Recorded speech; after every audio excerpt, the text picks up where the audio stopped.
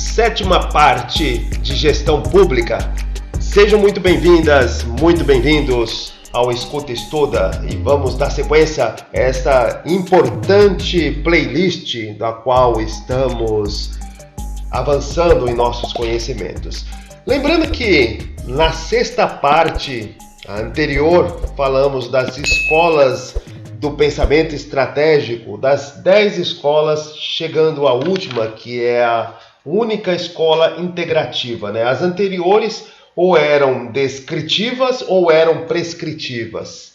Falamos de todas elas, como que elas pensam a estratégia, a análise de cenário, a missão, visão, valores, o que era mais valorizado em cada uma delas. Às vezes era o empreendedor, às vezes a liderança, às vezes o conhecimento, o processo mental e por aí vai. E depois tratamos da importância dos cenários, de como que podemos analisar a organização dentro do cenário que ela está inserida e o cenário dentro de sua própria organização. Então, a importância disso veio em saber que existem duas formas de classificar os cenários. A primeira é a prospectiva. Prospectiva, ela se baseia em análises estatísticas e matemáticas sobre as possibilidades que podem acontecer nos cenários onde a organização está inserida, como provável, improvável e por aí vai. Então, tem-se uma gama de características, de eventos que já aconteceram, e desses eventos as combinações posteriores serão calculadas através de operações matemáticas, a estatística, e podemos dizer que aquele cenário é provável.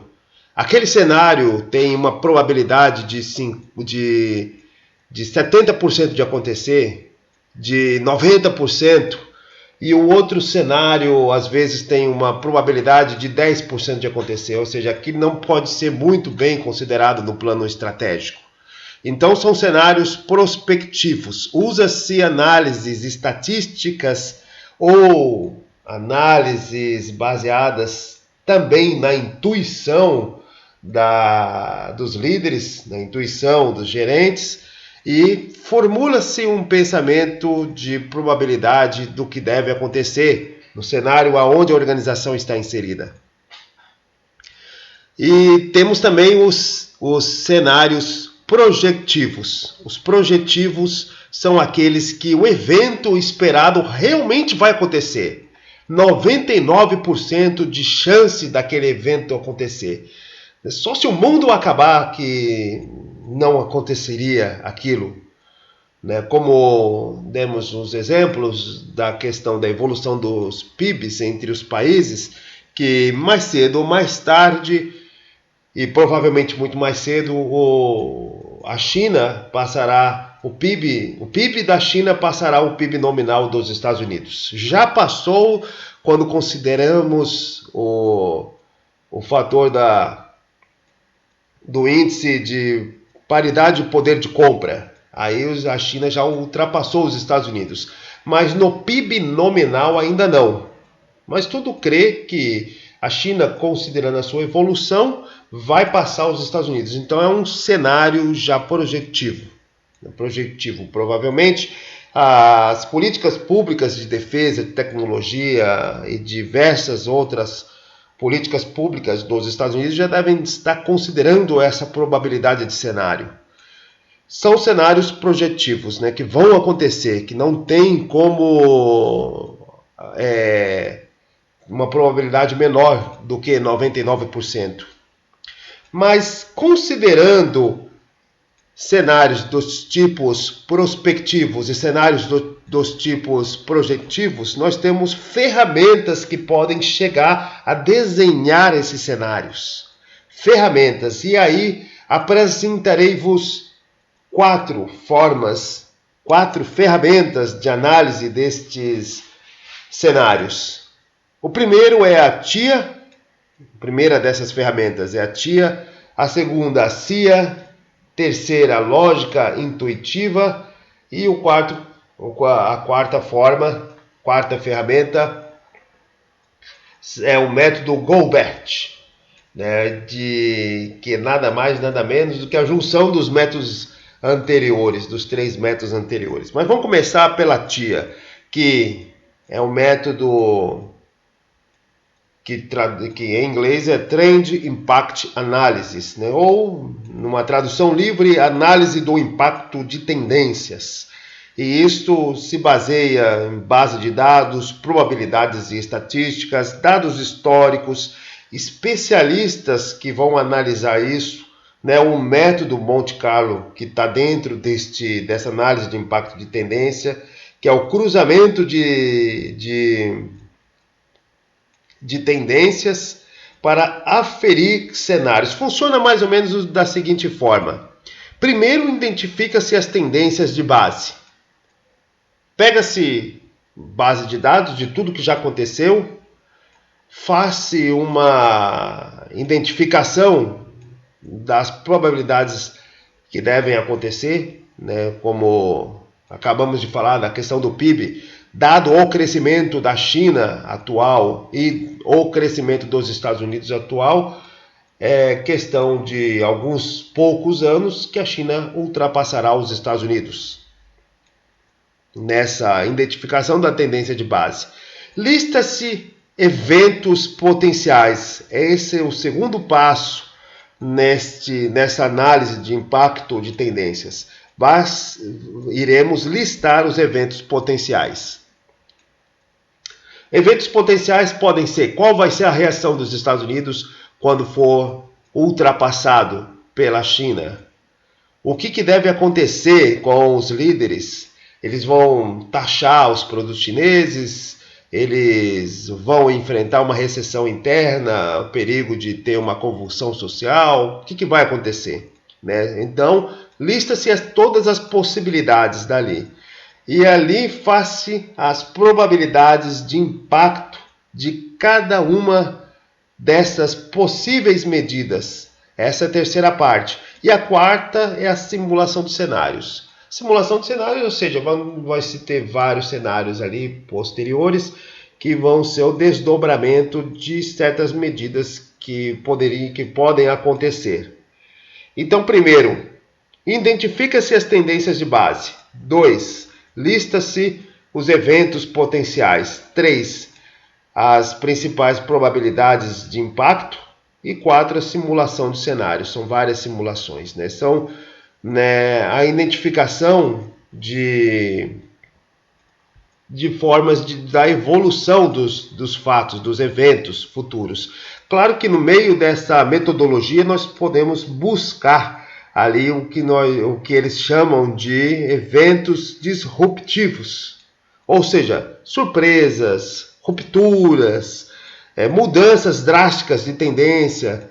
Isso realmente pode ser buscado, porém eles podem gerar cenários não previsíveis, mas são buscados ali nas análises de impacto de tendências.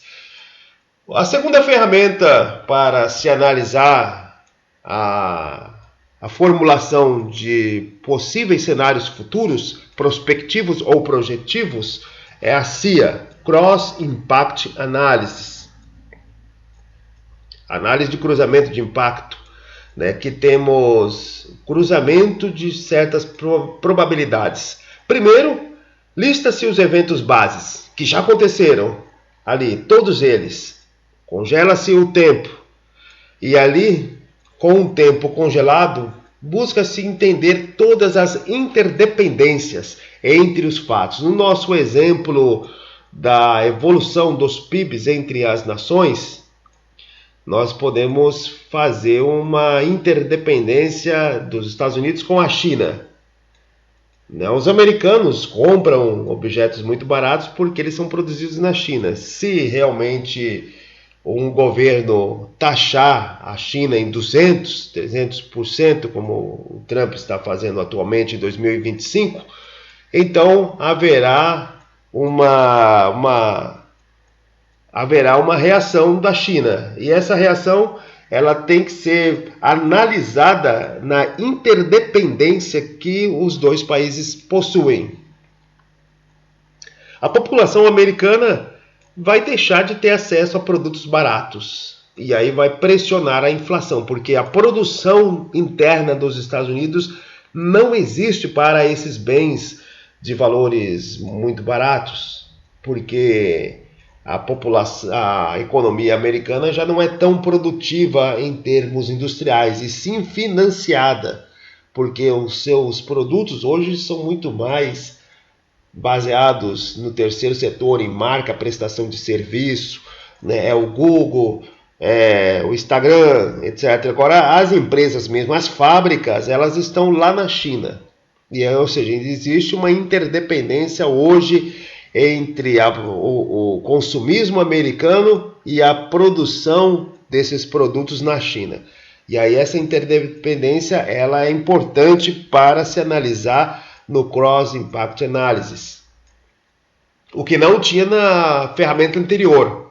Ela não buscava essa interdependência. E é através dessa interdependência que vamos para o terceiro passo desta ferramenta, que são as probabilidades. Probabilidade A, a B, a C, e dali fácil cruzamento dos cenários, né? Ou seja, recapitulando aqui, nós temos os eventos relevantes que aconteceram. Congela-se o tempo, face às estimativas das interdependências entre todos esses fatos. Cruza-se as probabilidades de ações entre os atores, e aí que entra o soft, né, que vai fazer cálculos matemáticos para entender os impactos dessa interdependência e dessas ações. E dali vai se fazer os cenários. São cenários prospectivos que vão sair dessa análise, vários deles, né? Ou seja, é uma informação, usa-se informações quantitativas e qualitativas, porém fácil cruzamento na busca de entender a interdependência entre todos os fatores, atores e os possíveis desdobramentos, por usos de softs, usos matemáticos, modelos de estatística. É claro que isso vai ser aplicado lá em políticas públicas, em defesa, desenvolvimento tecnológico, governamental e por aí vai, né? Mas também a questão humana está ali no entendimento da interdependência, pois até onde se sabe os modelos de inteligência artificial hoje eles conseguem fazer respostas lógicas, mas até o momento não conseguem levar a fundo o entendimento da interdependência de modelos econômicos. Nem seres humanos conseguem em sua plenitude. Imagina ainda a incipiente inteligência artificial. E aí que entra o fator humano nessa ferramenta de análise de cenários. É feita entrevistas, né, com especialistas. Esses especialistas eles vão entrar para dar valores à interdependência dos eventos bases. Ali quando se congela o tempo, não é a máquina, não é o software que vai dizer qual é o valor da importância entre a interdependência de cada um dos eventos com os atores postos ali. E sim especialistas no assunto.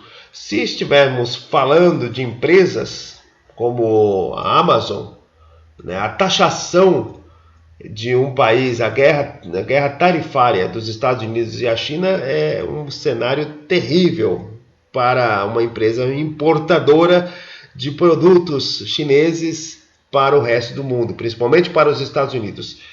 Ou seja, a interdependência ali é grande, mas a valoração, ou seja, a atribuição de valores para o cálculo desses cenários é dado por especialistas. Um grupo de especialistas vai analisar qual é a importância dessa interdependência entre a função dessa empresa, a Amazon, ou outras empresas também, em relação aos produtos fabricados na China. No Brasil, nós poderíamos falar do Mercado Livre, podemos falar de diversas outras, ou AliExpress, né? Só que o impacto seria menor, porque a guerra tarifária aconteceria acontece entre os Estados Unidos e a China, e não entre o Brasil e a China. Então deu para entender mais ou menos a evolução deste modelo de ferramenta, né? O Cross Impact Analysis, que foca no entendimento da interdependência entre os atores, entre os eventos. Uma outra ferramenta é a lógica intuitiva. Pelo próprio nome, nós podemos dizer que ela vai utilizar a intuição, né? Pois os gestores públicos, em seus gabinetes, tomando decisões, eles conseguem entender e ter, através de uma empatia, o que deve ser feito por outros gestores de outras empresas no cenário competitivo hoje que nós temos das organizações. E aí, através disso, podemos formar cenários, né? Ou seja, a organização ela pode imaginar, através da sua lógica de intuição, através de usos de sentidos humanos, das decisões que devem ser emanadas dos concorrentes, das agências reguladoras, dos governos e por aí vai. E aí nós podemos traçar o cenário. Funciona mais ou menos assim. Primeiro, faça o brainstorm, ou seja, tempestade de ideias. Reúne-se os gerentes daquela empresa e começam a fazer essa tempestade de ideias. Um fala uma coisa, outro fala outra, outro etc. E aí, ao falar aquilo, um terceiro tenta desvendar quais as ações que se tomaria caso acontecesse aquele evento. No acontecimento do outro evento, quais medidas e por aí vai. Primeiro faz isso, né, o brainstorm, criação de cenários possíveis, né, de forma intuitiva. Depois, faça por forma flexível e simples a construção e a valoração de cada um desses cenários que foi criado por essa tempestade de ideia.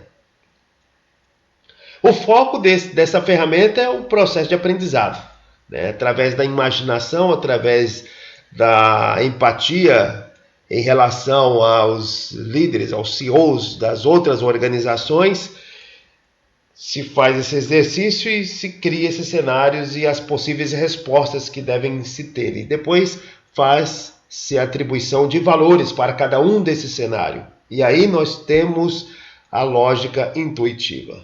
Agora, o método GoBet, né, o método GoBet, ele é a junção de todos esses cenários.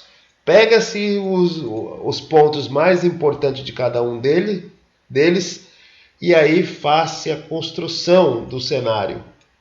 E aí nós temos, através também de modelos matemáticos, estatísticos e uso da intuição humana, uso da imaginação, da probabilidade de acontecimentos. Quer dizer, a probabilidade é do modelo matemático, mas em oposição podemos também combinar com a questão psicológica humana. Então, primeiro, o modelo TIA, o modelo da análise de impacto de tendências, ele faz a identificação das tendências de base, dos eventos potenciais que podem sair dessas tendências, da probabilidade dos impactos desses eventos e a simulação de cenários através desses eventos. Ou seja, usa-se muito pouco da intuição humana, quase nada do entendimento, apenas são 4 passos que desconsidera a interpretação mais profunda humana. É claro que tem análise de um especialista. Ele vai entrar, ele vai pegar todos esses dados e vai entender ali, só que ele só vai entender no final, na simulação, quando já tiver os cenários postos ali. Aí ele vai colocar esse cenário é muito mais provável do que esse, e ele vai acompanhando os acontecimentos da atualidade e vai reclassificando os cenários. Agora, análise do cruzamento, análise do impacto de cruzamento, né, a Cross Impact Analysis, já tem a questão da interdependência. Primeiro, ele não identifica as tendências de base como anterior, ele faz sim a classificação do evento base. São eventos que já aconteceram. Ele já parte do congelamento da atualidade. Ou seja, ele pega a base de dados do que já aconteceu e congela. E estuda a interdependência entre eles. E aí que entra os especialistas. Eles ficam, de certa forma, anônimos, porque eles vão dar valores e segue-se o processo. Ele não vai analisar o cenário. Eles vão analisar a interdependência para a construção do cenário. E aí, depois que eles atribuírem valores para a interdependência dos eventos bases, segue-se as probabilidades. As probabilidades serão calculadas através de de modelos matemáticos para se chegarem aos cenários. E aí nós vamos ter sim os cenários já classificados. Não serão classificados por especialistas. Os especialistas já deram ali o seu valor na interdependência. E a lógica intuitiva, ela já parte dos CEOs e a sua capacidade de análise de dados, da sua intuição, da sua empatia em relação aos líderes políticos, líderes de outras organizações, líderes das organizações reguladoras, das agências, etc., do cliente, tudo isso. E dali vai se fazer os cenários e classificá-los. Eles também são especialistas, porém não são estudiosos, e sim através da experiência das tomadas de decisões que eles fazem em suas próprias organizações.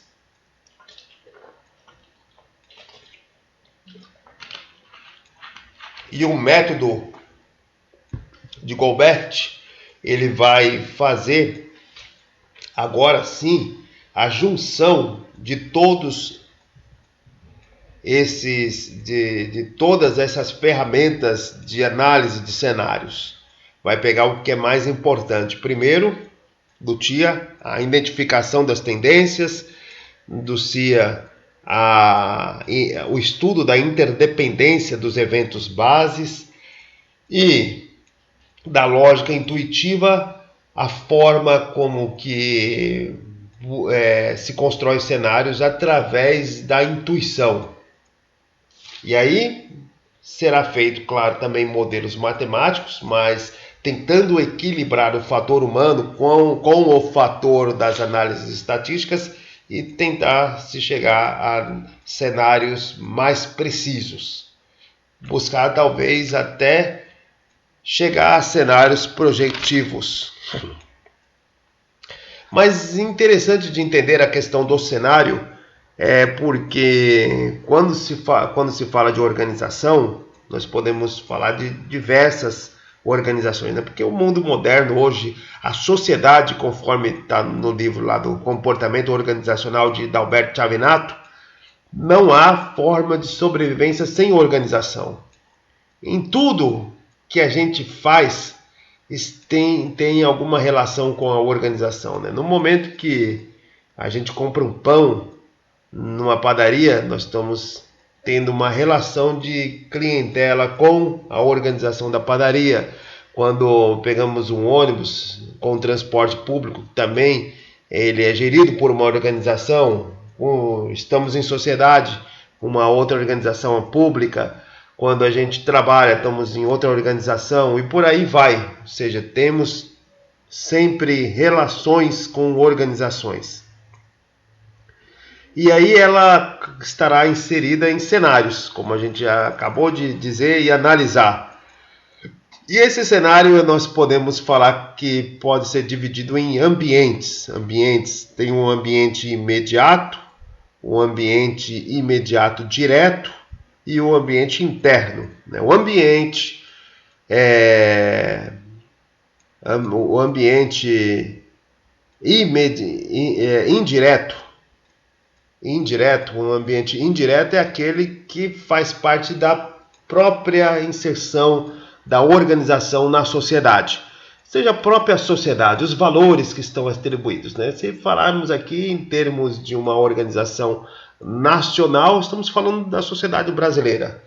Mas é claro que se tratarmos de definição de cultura, de valores, de forma de expressão, de pensamento conjunto, a rigor, na sociologia, não trataríamos de uma nação, de uma sociedade brasileira em si. Trataríamos de várias nações brasileiras, de várias sociedades.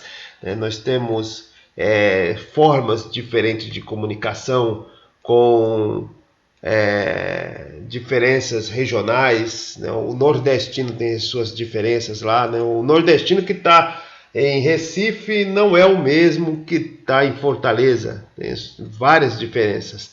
O que tem o paulista, o carioca, o amazonense, são todos diferentes. A única semelhança é que todos falam português. E aí estaria a nossa identidade nacional. Mas também, se formos ver, os portugueses falam português, os angolanos falam português, moçambicanos, e de alguns outros povos. Então, não seria exatamente só o fator de falar português, mas um conjunto de ritos, mitos e diversas outras coisas em uma comunidade. E aí esse ambiente, nessa comunidade, nós poderíamos falar de sociedade, aonde está inserida várias organizações. Mas quando falamos deste ambiente macro, nós estamos já tratando de variáveis incontroláveis por parte de organizações. Se falarmos de média empresa, pequena empresa, na sua análise de cenário, quando vai tratar sobre o governo federal, o governo estadual, aí trata-se então de variáveis incontroláveis. Se for uma grande empresa, ela pode fazer o lobby. Claro que no Brasil é muito mais difícil de fazer lobby que nos Estados Unidos, onde, por lei, é legítimo. Aqui, o poder financeiro da empresa nos seus interesses, dentro das decisões políticas, já não é tão legítimo ao pensamento político nacional. Mas tem diferenças entre as tradições do direito brasileiro e do direito americano. Então, são um cenário, um ambiente indireto. Trata-se então do nível macro da sociedade, onde está inserida aquela organização. Agora, o nível imediato, direto, aí nós podemos tratar sim de um cenário relacionado a clientes, fornecedores, agências regulatórias, concorrentes, o mercado, como que ele se comporta. É fácil entrar no mercado?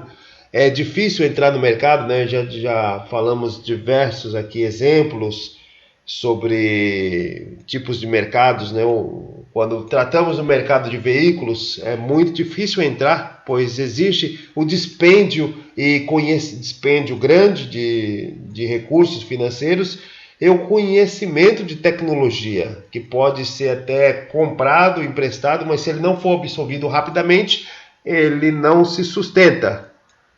Como nós tivemos ali a montadora, o grupo brasileiro que comprou as fábricas da Ford no Brasil, quando a Ford foi embora, e tentou fazer lá uma parceria com a Hyundai primeiro e depois com a Chery, Caoa Chery, a Caoa Chery. Só que a Chery, ela vendeu os projetos para a Caoa montou os veículos aqui no Brasil, contudo não conseguiu em todos esses anos que operou desenvolver tecnologia nacional.